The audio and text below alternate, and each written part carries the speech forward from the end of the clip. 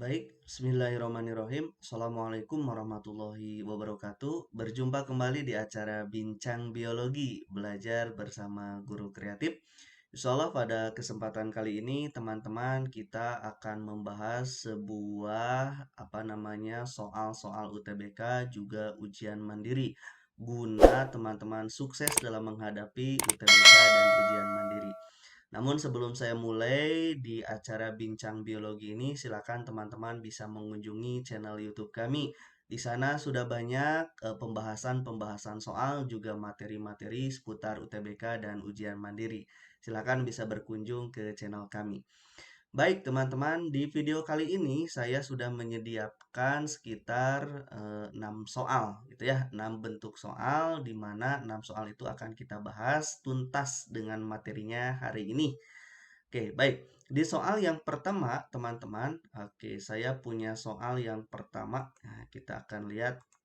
Oke, di soal yang pertama katanya diminta fungsi dari sel glia, gitu ya, adalah untuk apa? Nah, teman-teman, sebelum mengetahui sel glia itu apa, tentu teman-teman mesti tahu bahwa sel glia itu dia masuk ke pokok bahasan apa, gitu kan ya. Nah, ini teman-teman, soal ini pernah saya bahas di video sebelumnya. Silakan bisa berkunjung ke channel kami. Di sana saya bahas tuntas mengenai sel glia ini, gitu ya. Namun demikian, di sini dikarenakan hanya meminta fungsi, gitu ya. Di video yang sebelumnya saya bahas tentang strukturnya, fungsinya, gitu ya, bentuk-bentuk sama letaknya ada di mana, gitu ya. Di sini kita akan lihat konsentrasi ke fungsinya saja, gitu ya. Silakan bisa lihat untuk lebih lengkap di video sebelumnya ya. Baik, teman-teman. Nah, untuk berkenaan dengan sel glia ini, sebetulnya Mas, sel glia itu dia merupakan neuroglia gitu ya, atau nama lain dari sel glia itu dia kita sebut sebagai neuroglia. Namanya juga neuro gitu kan ya, glia. Nah, dia merupakan unsur seluler teman-teman yang ada di susunan saraf kita gitu ya. Tetapi dia meskipun ada di susunan sistem saraf kita, tapi sel glia ini teman-teman dia tidak menghantarkan sistem saraf, gitu ya. Namun hanya membantu saja, gitu ya. Nah, yang menghantarkan sistem saraf siapa? Ya ada neuron, gitu ya. Nah, namun neuroglia adalah sebagai pembantunya. Nah, jumlah neuroglia perlu diketahui teman-teman dia bertambah seiring dengan aktivitas dari neuron. Jadi aktivitas neuron makin komplit, maka sel glianya juga atau neuroglia di dalam tubuh kita itu dia makin banyak juga gitu ya. Nah, sekitar 90% teman-teman di dalam sistem saraf pusat. Nah, itu dia bukanlah neuron sebetulnya mah, tetapi yang paling banyak itu dia sel glia atau kita sebut sebagai neuroglia. Jadi sel pembantunya itu lebih banyak daripada sel penghantar sistem sarafnya gitu ya atau neuronnya. Oke, itu konsep yang pertama yang mesti diketahui teman-teman. Nah, sekarang diminta fungsi dari glianya itu sendiri. Nah, fungsi dari glia atau neuroglia, teman-teman, diantaranya satu, dia menyediakan nutrisi gitu ya bagi sel saraf atau neuron. Nah, nutrisi yang disediakan untuk sel saraf ini, teman-teman, perannya adalah sebagai pemelihara. Memelihara neuron gitu ya dari apa? Dari kerusakan gitu ya, termasuk dari penyediaan nutrisi-nutrisi yang memang dibutuhkan oleh sel saraf. Oke. Yang kedua, dia mempertahankan keseimbangan tubuh. Jadi dia juga berperan sebagai homeostasis. Jadi keseimbangan cairan di dalam tubuh kita, gitu ya. Nah, terus yang ketiga dia membentuk selubung mielin. Nah, teman-teman tahu bahwa di dalam neuron itu kan ada bagian yang disebut sebagai selubung mielin. Nah, selubung mielin ini dia dibentuk oleh neuroglia. Gitu ya, yang peran dari mielin sendiri dia sebagai isolator gitu ya. Kapan dia berperan sebagai isolator? Saat terjadi rangsangan impuls cepat atau gerak refleks gitu ya. Jadi impuls tidak dialirkan melalui akson secara keseluruhan, tapi dari badan sel saraf gitu ya dia loncat ke nodus-nodus Ranvier. Kenapa bisa loncat? Sebab di akson saat itu dia ditutup gerbangnya oleh mielin. Mielin berperan sebagai isolator di situ. Itu ya akibatnya si impuls loncat. Oke, untuk apa? Tujuannya adalah mempercepat supaya impuls sampai pada pusat reseptor, gitu ya. Oke, selanjutnya yang keempat adalah berpartisipasi di dalam proses transmisi sinyal sistem saraf. Jadi dia hanya membantu sebetulnya transmisi sinyal sistem saraf, tidak menghantarkan, hanya membantu aktivitas dari neuron yang ada di dalam tubuh kita. Nah, dari segi bentuknya saya ungkap sedikit saja teman-teman, namun yang ini sudah saya bahas tuntas, bentuk-bentuknya itu di video sebelumnya ya. Silakan bisa berkunjung. Nah, sel glia ini atau neuroglia ini bentuknya itu yang pertama ada yang disebut sebagai astrosit. Nah, ini dia astrosit bentuknya seperti ini. Terus ada macam dalam bentuk oligodendrosit. Nah, kalau oligodendrosit dia seperti ini. Terus ada mikroglia. Nah, mikroglia ini seperti ini. Terus ada ependium atau ependimal, dia bentuknya seperti ini. Nah, silakan untuk fungsi-fungsi masingnya bisa dicek gitu ya di video sebelumnya. Nah, berkenaan dengan fungsi glia pada soal yang pertama ini teman-teman, maka bisa kita simpulkan fungsi dari sel glia ini adalah memelihara sel saraf. Gitu ya. Ini hubungannya dengan pilihan jawaban yang A. Oke, baik. Itu dia soal nomor 1. Nah, soal nomor 2, teman-teman, kita akan lihat soal nomor 2 itu seputar mengenai, kita akan lihat, nah ini dia kelenjar endokrin, gitu ya. Nah, kelenjar endokrin katanya yang berperan mengatur, gitu ya, kadar kalsium, awas, kadar kalsium di mana?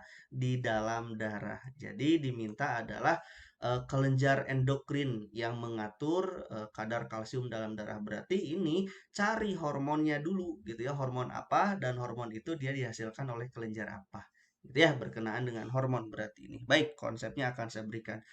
Nah, berkenaan dengan kelenjar endokrin teman-teman, tentu kelenjar endokrin itu dia kelenjar yang mampu menghasilkan hormon gitu kan ya. Nah, adapun hormon yang berperan di dalam pengaturan kadar kalsium di dalam darah itu nanti ada dua.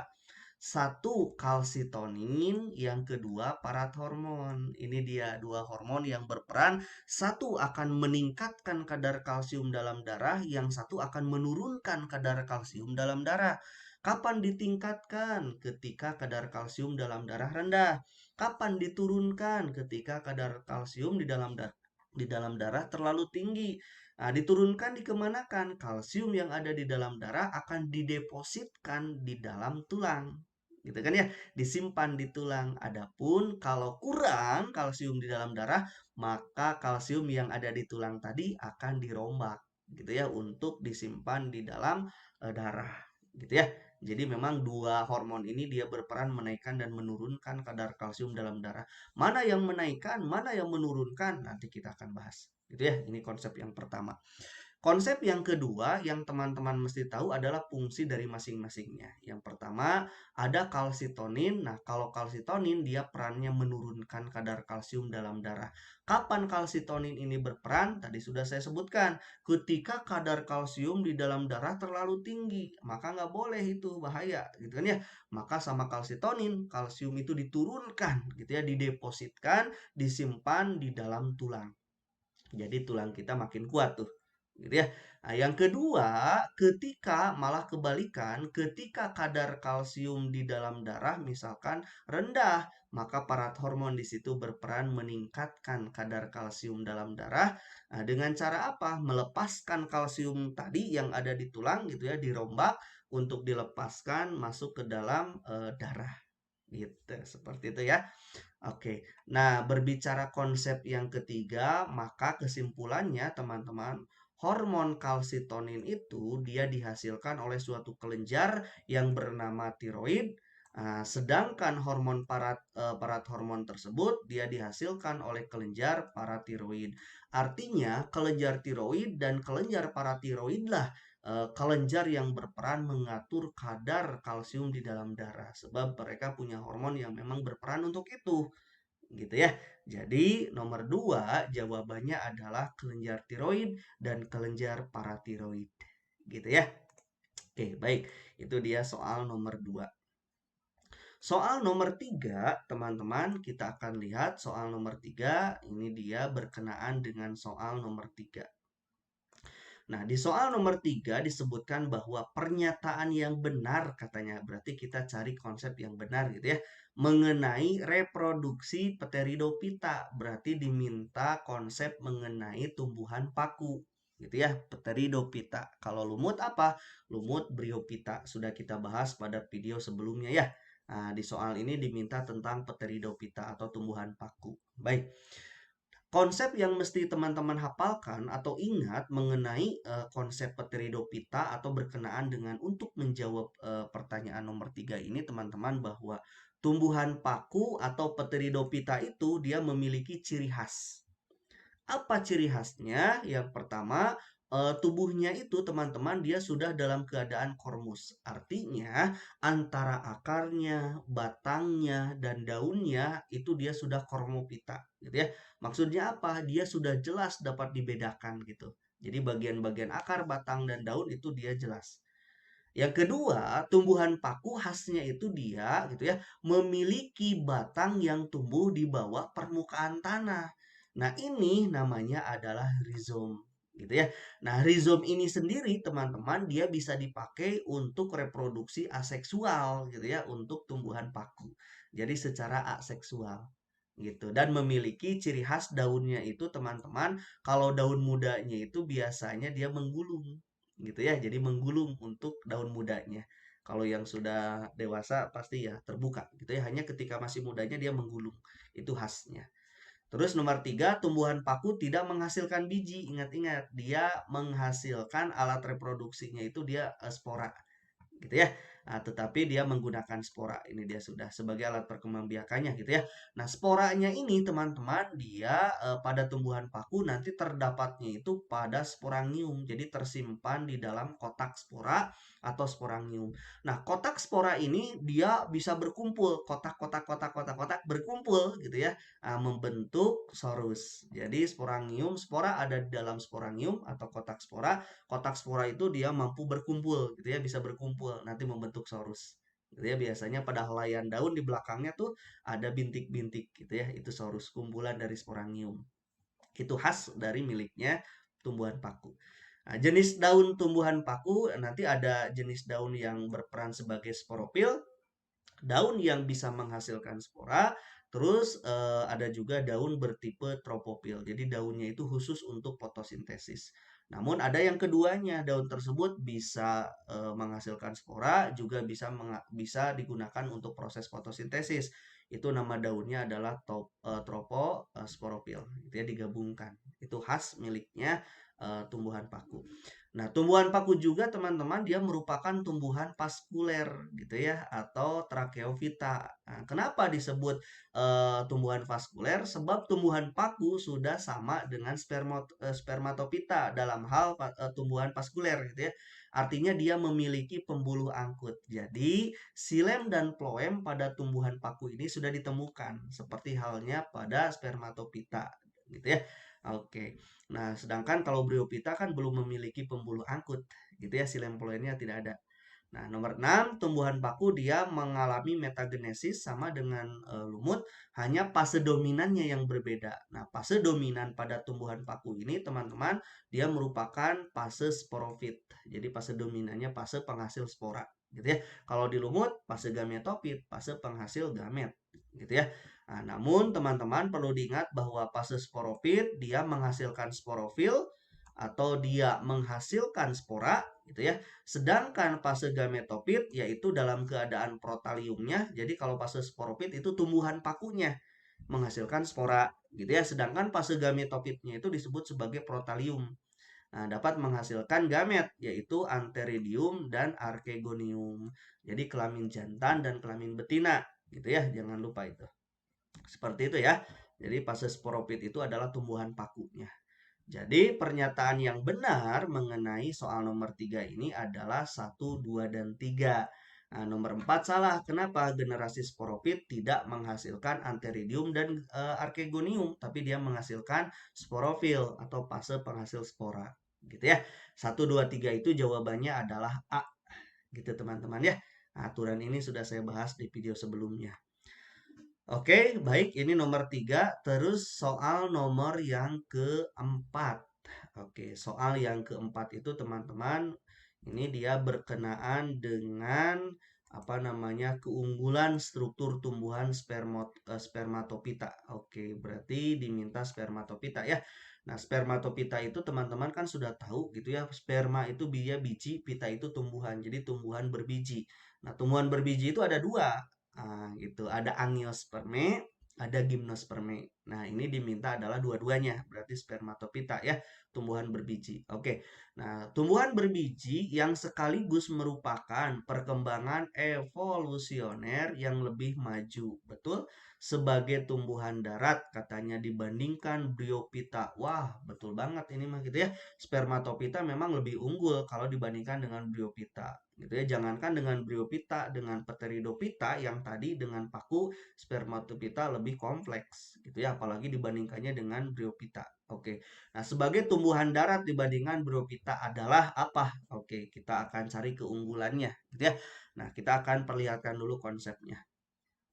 Teman-teman, berkenaan tumbuhan bryophyta, ini berkenaan dengan tumbuhan lumut, teman-teman, kita akan sedikit lah kita akan lihat gitu ya. Apa bedanya nih dengan tumbuhan spermatophyta? Baik. Nah, tumbuhan lumut dia merupakan tumbuhan peralihan, teman-teman, gitu ya. Dari talus menuju ke tumbuhan berkormus. Artinya, pada tumbuhan lumut ini dia beberapa anggotanya itu antara akar, batang, dan daun belum jelas dibedakan gitu kan ya. Makanya disebut sebagai tumbuhan peralihan. Oke. Terus yang kedua dia struktur dari tumbuhan bryophyta, teman-teman, dia mempunyai akarnya itu rhizoid. Beda dengan paku. Kalau paku itu rhizoma gitu ya. Kalau ini rhizoid, akar semu. Kan dia masih talus gitu ya. Belum dapat dibedakan makna akar, batang ataupun daun. Namun ada organ yang berperan seperti akar, yaitu namanya rhizoid gitu ya, akar semu. Nah, itu hanya miliknya bryophyta. Terus yang C, teman-teman, nah ini nih kata kunci yang membedakan bryophyta dari pteridophyta, dari spermatophyta ini adalah khusus untuk bryophyta, teman-teman, dia benar-benar tumbuhan yang belum memiliki pembuluh angkut. Jadi silem dengan floem di dalam selnya itu tidak ditemukan, nggak ada gitu ya. Jadi yang berperan mengalirkan air, terus hasil fotosintesis itu seluruh jaringan tubuhnya, jaringan parenkimnya gitu ya. Jadi tidak ada silem khusus, tidak ada floem khusus. Seperti itu. Nah, daunnya ada yang sempit, kecil, panjang, tidak bertulang gitu ya. Nah, tumbuhan ini dia mengalami metagenesis sama dengan tumbuhan paku gitu ya. Hanya yang berbeda adalah fase dominan. Fase dominan pada tumbuhan paku adalah fase penghasil gamet, antheridium dan archegonium, sperma dan ovumnya ya. Jadi ini yang membedakan dari tumbuhan paku gitu ya. Sedangkan pakuma yang dominan itu adalah sporopit. Kalau di lumut sporopit tidak dominan gitu ya. Nah, namun berkenaan dengan hal spermatopita, teman-teman, bahwa nah tumbuhan spermatopita ini dia tumbuhan yang lebih kompleks daripada bryophyta, daripada pteridophyta. Apa? Yang pertama, kelompok spermatopita itu organ apa namanya alat perkembangbiakannya itu sudah dalam keadaan biji. Sebagai apa biji? Biji itu digunakan sebagai alat perkembangbiakan generatif gitu ya. Nah, ini yang tidak dimiliki oleh kedua tumbuhan sebelumnya, yaitu bryophyta dan pteridophyta. Nah, namun yang membedakan dengan bryophyta selain bijinya ini, teman-teman, di sini sudah memiliki pembuluh angkut yang benar-benar jelas, gitu ya. Silem dengan floemnya itu ada jaringannya, gitu ya. Pada spermatophyta, itu dia yang membedakannya ya. Keunggulannya. Nah, jadi jawaban nomor 4 adalah dia spermatophyta itu unggul. Salah satunya dia memiliki xilem dan phloem, gitu ya, xilem dan phloem. Baik, itu dia soal nomor keempat. Oke, soal nomor kelima, teman-teman, ini dia yang kelima. Oke, di soal yang kelima disebutkan bahwa proses yang terjadi pada pembuahan ganda. Oke, diminta adalah konsep pembuahan ganda pada biji tertutup. Oke, betul ya. Kalau biji terbuka, dia pembuahannya tunggal. Biji terbuka itu gimnosperme, gitu ya. Dia itu berbicaranya apa namanya? pinus gitu ya. Tapi kalau biji tertutup itu ada dua, ada dikotil dan monokotil. Biji tertutup itu angiospermae gitu ya, dikotil dan monokotil. Nah, dikotil dan monokotil dia melakukan pembuahan ganda. Jadi dua kali pembuahan, jadi dia memiliki dua sperma yang akan membuahi di bakal buahnya dua kali itu ya, sperma satu dan sperma dua gitu. Nah, konsepnya berbicaranya proses yang terjadi di dalam pembuahannya itu yang pertama, teman-teman, perlu diketahui bahwa pembuahan ganda itu bermula gitu ya saat serbuk sari dia jatuh pada kepala putik. Ini dia polinasi, penyerbukannya gitu ya. Bermula dari penyerbukan. Nah, serbuk sari, teman-teman, sebagai organ kelaminnya jantan, dia memiliki dua inti sperma, inti generatif satu gitu ya. Di situ ada inti generatif, ada inti vegetatif.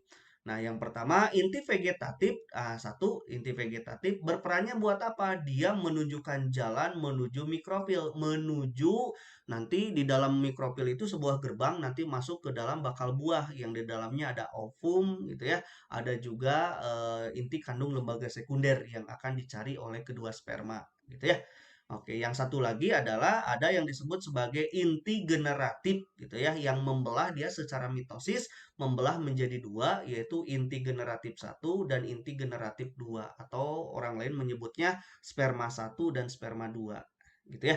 Nah, nah, sperma satu, teman-teman, ini sperma satu itu setelah jalannya dibuka oleh inti vegetatif, teman-teman. Nah, inti generatif ini dia mencari siapa? Dia akan mencari ovarium gitu ya. Tentu akan membuahi ovum. Jadi sperma satu atau inti generatif satu di bakal buah atau di ovarium dia akan mencari ovumnya yang bersifat haploid, tentu dia akan bergabung antara sperma satu dengan ovum, inti generatif satu dengan ovum, maka dia akan menjadi diploid 2N. Gitu ya. Membentuk apa? Membentuk zigot. Ya, zigotnya itu dia sudah diploid gitu ya. Inti generatif satu kan N ya. Ovum N, maka bergabung jadi 2N atau diploid. Nah, sedangkan inti generatif yang keduanya dia juga akan mencari masuk ke dalam ovarium gitu ya. Dia akan mencari inti kandung lembaga sekunder atau IKLS yang sifatnya diploid. Jadi kalau IKLS 2N, inti generatif 21N, maka kalau digabungkan jadi 3N. Nah, itu yang kita sebut sebagai triploid gitu ya. Simak UI pernah mengeluarkan soal ini gitu ya. Jadi bagian dari tumbuhan yang sifatnya triploid, apa namanya? Yaitu endosperm sebagai hasil peleburan antara inti generatif kedua dengan inti kandung lembaga sekunder. Gitu ya. Nah, endosperm yang terbentuk ini teman-teman dia digunakan sebagai cadangan makanan gitu ya bagi zigot yang akan membentuk embrio lalu jadi tumbuhan. Nah, sebelum dia bisa berfotosintesis, maka diberi makanannya itu oleh endosperm gitu ya. Oke, jadi jawaban untuk soal nomor 5 ini adalah semuanya betul. Pembentukan zigot bersifat 2N, zigot 2N ini ya diploid. Pembentukan endosperm 3N, betul, ini dia triploid. Pembuahan ovum oleh inti generatif 1, betul. Pembuahan inti kandung lembaga sekunder oleh generatif 2, betul. Gitu ya. Jadi semuanya betul, jawabannya adalah E. Gitu ya, kalau semuanya betul. Baik, untuk soal selanjutnya, yaitu soal terakhir di soal nomor 6. Oke, nah soal nomor 6 ini teman-teman menyebutkan bahwa bagian butir serbuk sari katanya yang memiliki fungsi seperti kulit biji. Oke, berarti teman-teman harus tahu dulu kulit biji itu seperti apa. Maka bagian dari kulit biji itu memang memiliki fungsi yang sama dengan butir pada serbuk sari, gitu ya. Baik, kita akan bahas. Nah, berbicaranya kulit biji, nanti kita akan bahas ada kulit biji, teman-teman, pada tumbuhan angiospermae nanti berbeda dengan kulit biji pada tumbuhan gimnospermae gitu ya. Nah, kulit biji pada tumbuhan angiospermae itu dia memiliki dua bagian. Yang pertama ada kulit luar atau testa nama lainnya, ada kulit dalam atau namanya lainnya adalah tegmen gitu ya. Nah, kulit luar ini teman-teman lapisan luar pada biji atau testa yang pertama itu dia mempunyai sifat yang beragam dari segi ketebalannya gitu ya, tergantung dari jenis dari tumbuhannya. Jadi tergantung ketebalannya itu dia berbeda-beda. Teksturnya juga dia berbeda-beda pun dengan warnanya. Itu lapisan luar atau testa. Yang kedua ada lapisan dalam atau tegmen, teman-teman. Dia biasanya sangat tipis. Jadi lebih tipis daripada testa tegmen itu ya. Nah, seperti selaput sehingga sering juga disebut sebagai kulit ari gitu ya. Kulit bijinya itu dia disebut sebagai kulit ari. Itu namanya tegmen. Jadi lapisan terdalamnya. Nah, oke seperti itu ya. Nah, kalau berbicaranya kulit biji pada tumbuhannya Gymnospermae itu terdiri dari 3 lapisan. Yang pertama ada Sarcotesta, yaitu dia merupakan kulit terluar dan ini dia tebal gitu ya, berdaging dan juga berwarna. Nah, oke, itu namanya Sarcotesta. Terus ada Sclerotesta, dia kulit tengah yang merupakan lapisan keras gitu ya, berkayu. Di tengah itu dia keras berkayu. Nah, itu dia Sclerotesta. Terus yang terakhir ada Endotesta. Endotesta ini dia kulit yang paling dalam gitu ya, yang merupakan kulit tipis. Jadi seperti selaput. Jadi mirip dengan lapisan dalamnya pada Angiosperma atau tegmen gitu ya.